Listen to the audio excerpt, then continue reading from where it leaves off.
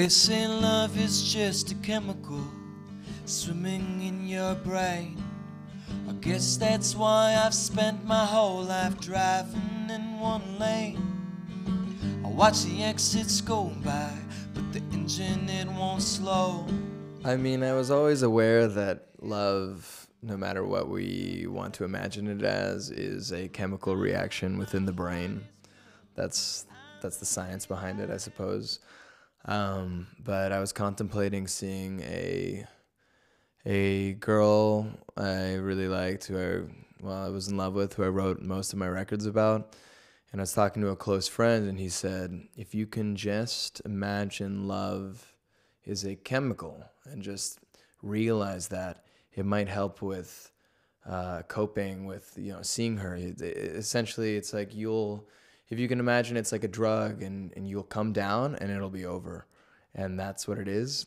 He's like, then, apply that to seeing her the next time. So don't let it affect you, just know that you're going to be okay. Because I didn't want to feel like that reoccurring pang in the stomach every time I woke up after, how it is. Everyone knows how it is, yeah.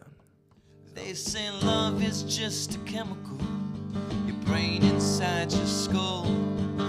It's seeping like a piece of meat, and the party's getting full. I watch the exits go by, but the engine, it won't slow. So keep your eyes up ahead, I'm young enough that I can't let go. I mean, quite often, when you're in LA, you don't have the thing where you can bounce around to different cafes and you can be in this part of town and then this part of the town, and the next minute you have to commit your time, so you're spent in a car a lot. So that being said, I'm not sure I was thinking about that when I made 2 videos driving around. You can't drive, you can only drive from 10 a.m. in the morning to about noon, and then after 8 p.m. So it's like not a lot of time in the day where you can drive without traffic.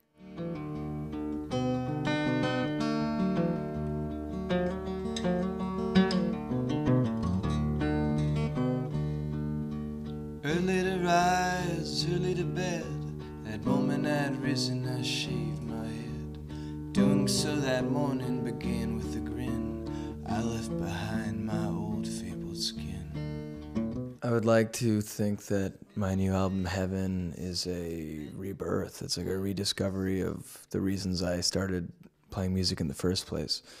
When I did Strangers, I was in the mindset of trying to pull all my inspiration from my subconscious, and I was trying to find ways to do an almost sort of meditative writing, in which everything was pulled from, the sort of abyss of the brain, and so it was not necessarily the most relatable thing because, I can't even relate to what's going on way back here.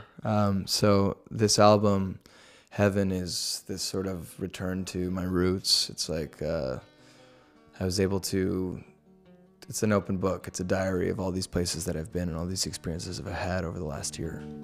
The band went home, I stayed behind. I took the Muskegon ferry from the Milwaukee line.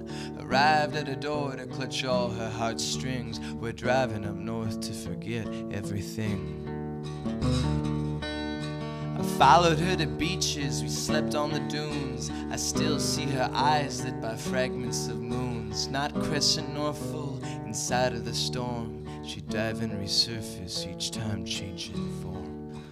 Well, from a sonic standpoint, beginning the record, I was having a hard time with these things. Like, I did everything myself with some of my friends, and to come out with a very clean recording, there's a lot that goes into it. Everything from having good electrical to having good mics and stuff, and we didn't really have that. So there was always these buzzes and all these exterior noises happening. And my drummer, David, said to me, he was like, if you make a record in your house that sounds like you made it in a really big studio, like a high production, he's like, that's not cool at all. He's like, you want it to sound like it's in the house. You want people to feel like they're here with you. And that's what led me to really make the record feel like that. Like it's this sort of like you should be right here next to me during the whole thing. So, and I think it sets up lyrically, it sets up the album for some surprises. Yeah. I was too young to know when is when. I wanted you to myself, whoever I was then. Too much pride to forgive what you hide, harder than our souls. Yeah, that's an important track to me. It's one of the final tracks we did on the album.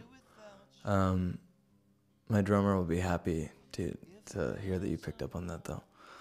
Why is it important for you, this song?